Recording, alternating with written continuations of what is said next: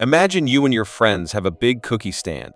Everyone is smiling, everyone is buying cookies, and everyone thinks this will last forever.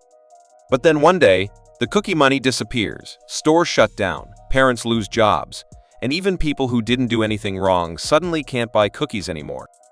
That's the Great Depression. By the end of this video, you'll understand how it started, why it spread, and one important lesson the world learned from it. The Great Depression was a period in the 1930s when many people couldn't find work, businesses closed, and money became very tight. It didn't happen overnight like a thunderstorm. It happened slowly, like a big row of dominoes. One thing fell, then another, and then another. Before the Great Depression, many people felt rich. Think of it like this. Everyone at a party is blowing up balloons and saying, "Look how big mine is. I'm doing great." In real life, those balloons represented rising stock prices. A stock is like a tiny piece of a company. People buy stocks, hoping they will appreciate in value.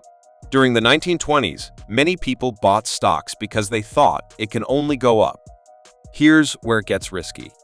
Some people didn't use their own money to buy stocks, they borrowed money to do it. That's like borrowing lunch money from 10 kids to buy a toy and promising, "Don't worry, I'll pay you back when the toy's value goes up." But what if the toy becomes worth less? Then came the big pop, the stock market crash. In 1929, stock prices fell rapidly. People panicked and tried to sell their stocks all at once. When everyone rushes for the exit, everything gets stuck. As a result, people lost their savings.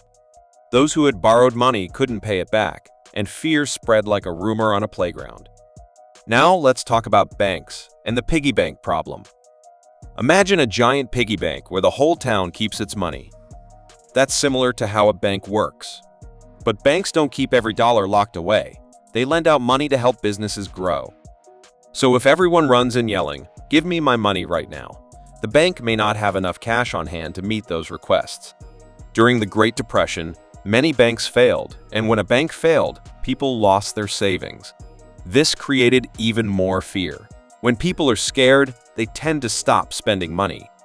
Here's a simple explanation of how that stopped the economy from recovering. When people get scared, they stop buying things.